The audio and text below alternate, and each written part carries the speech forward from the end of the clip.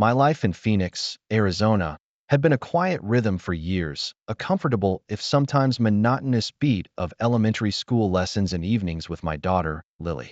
I taught fifth grade, shaping young minds, believing in the power of empathy and honest communication. My marriage to Sarah, though, had long since lost its melody. It wasn't a sudden crash, more like a slow, agonizing unraveling, a threadbare fabric fraying at the edges until nothing was left but the ghost of what it once was.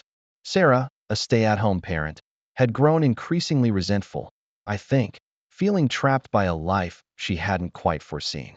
The silences between us grew heavy, punctuated by arguments that felt less like disagreements and more like open wounds festering. I remember coming home from long days, utterly drained from the relentless energy of a classroom full of 10-year-olds. All I craved was a moment of peace, a quiet dinner with Lily, maybe a story before bed. But often, I'd walk into a tension that felt almost visible in the air.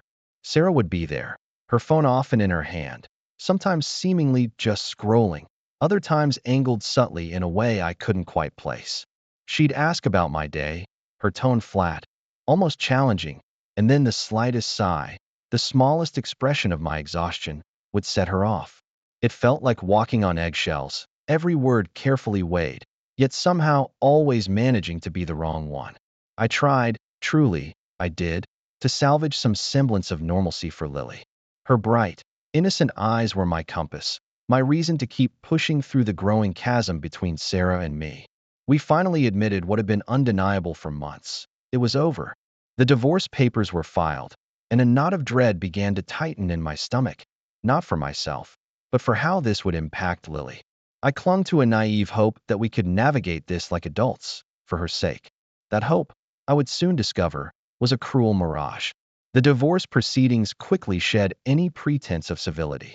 Sarah's resentment, once a simmering undercurrent, now erupted into a torrent of accusations.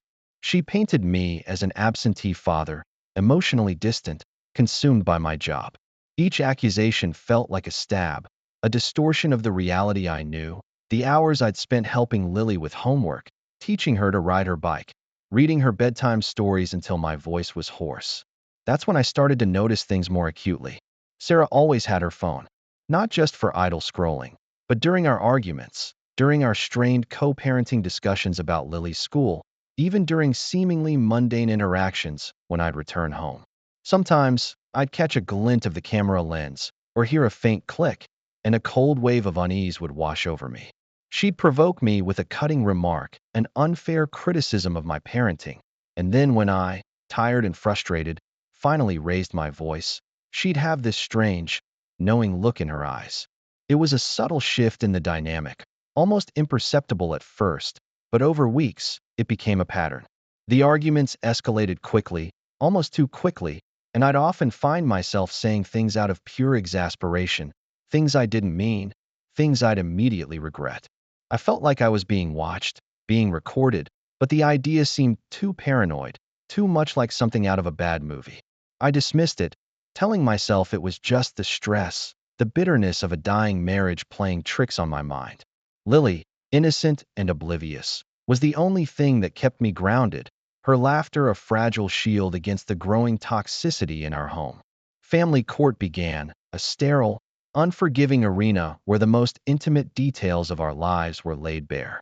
The air was thick with tension, heavy with unspoken accusations. I sat beside my lawyer, trying to project an image of calm, even as my insides churned with anxiety. Sarah sat across from me, looking composed, almost serene. Her lawyer, sharp and aggressive, began to present their case. And then it started. The screen flickered to life, showing a series of video clips, a montage of moments from my own home, from my own life, meticulously edited. There I was, yelling, my face contorted in anger, my voice strained. The clips showed me making exasperated comments about Sarah's parenting, my words taken out of context, stripped of the preceding provocation. I saw myself, in a moment of extreme stress after a particularly harrowing week, slump onto the couch and utter the devastating line, "I can't stand this life anymore." It was a plea of exhaustion, a cry for help from a man drowning. But in the sterile, silent courtroom, It sounded like a confession of despair, a rejection of my family. I watched, my heart hammering against my ribs, a cold dread creeping up my spine.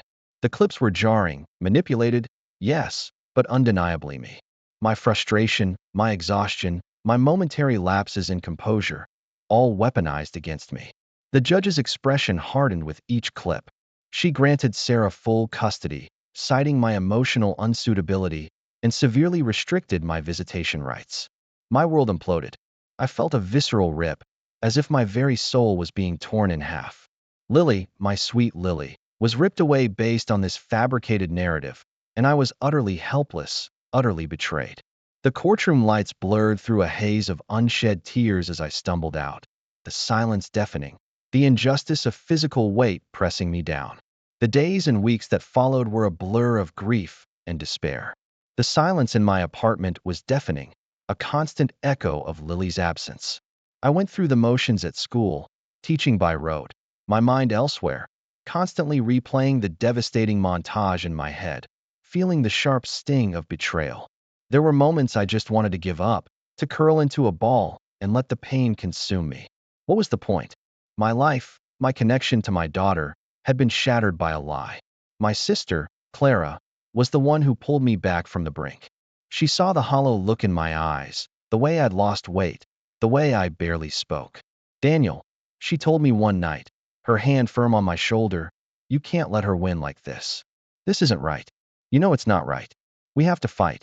Her unwavering belief in me, when I had none left for myself, was a tiny spark in the suffocating darkness.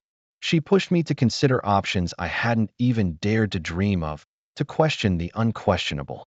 What if there was a way to prove it? What if those recordings, damning as they seemed, weren't the whole truth? It was a crazy idea, born of desperation, but it was an idea. After countless calls and dead ends, we found him, a forensic audio-video expert, recommended by an acquaintance of Clara's. He had a quiet, serious demeanor and listened patiently as I recounted the horror of the courtroom. He explained the painstaking process, the advanced software, the months it could take. A sliver of hope, fragile and tentative, began to bloom in my chest, a desperate prayer that somewhere, hidden beneath the layers of Sarah's malice, the truth might still be found. Months bled into each other, each week a slow agony of waiting. Every time my phone rang, my heart would leap, hoping it was news from the expert. Finally, the call came. He found it. Subtle edits, manipulated timestamps, overlaid audio tracks to enhance my voice, creating an artificial loudness. He showed me the waveforms, the minute, almost undetectable glitches that proved the recordings were not authentic, not continuous. He even identified instances where my ex-wife's voice, off camera, was cut, removing the provocation that had triggered my frustrated responses. It was exhilarating and terrifying all at once. The anger, the betrayal, surged through me anew, but this time, it was tempered with a fierce resolve. My lawyer, energized by the new evidence, immediately filed an appeal. We went back to court, not just with the expert's findings, but with a carefully documented pattern of Sarah's own manipulative behavior. We presented evidence of her consistent refusal to allow me even my severely restricted visitation despite court orders, her deliberate attempts to alienate Lily from me. The air in the appeals court felt different, less stifling, less certain for Sarah. The judge listened, truly listened, to the expert's meticulous testimony. When the appeals court reversed the original decision, citing Sarah's fraudulent evidence and emotional abuse, a wave of profound relief, almost debilitating in its intensity, washed over me. I was awarded joint custody, and Sarah faced sanctions for perjury. It wasn't full custody, but it was a path back to Lily, a chance to rebuild, a chance to breathe again. The victory in court was a liberation, but it wasn't the end of the battle. It was just the beginning of a different kind of fight, the fight to mend a bond that had been brutally severed. Lily, at 6 years old, was confused, sometimes distant. Sarah's narrative had taken root, and even with the court's reversal, the seeds of doubt and fear had been sown in Lily's young mind. There were awkward silences, questions I didn't quite know how to answer, and moments when she'd flinch from a raised voice, a ghost of the manipulated recordings lingering in her memory. I dedicated myself to rebuilding her trust, one quiet moment, one shared laugh, one patient explanation at a time. We started slow, rebuilding our routines, cooking her favorite meals, reading her beloved books, going on our old weekend adventures to the park. Slowly, incrementally, the wall between us began to crumble. Her hand in mine felt less tentative, her eyes held less apprehension, and her laughter, once a rare gem, became a more frequent melody in my home. The pain of the past still lingered, a dull ache that surfaced sometimes, especially on difficult days. But it also forged something new within me. I realized how many fathers must be going through similar injustices, battling manipulative partners and a system that can be easily swayed. That realization, born from my deepest wound, became my renewed purpose. I started a small support group for fathers in Phoenix, a safe space for us to share our stories, our frustrations, our strategies for navigating the tangled web of family court. We met in a quiet room at the community center, sharing coffee and empathy, turning our individual suffering into a collective strength. It's bittersweet, this new chapter. The scars remain, a permanent reminder of what I lost and what I had to fight for. But looking at Lily, her smile bright and genuine, and seeing the faces of the men in my support group, I know I'm not just surviving.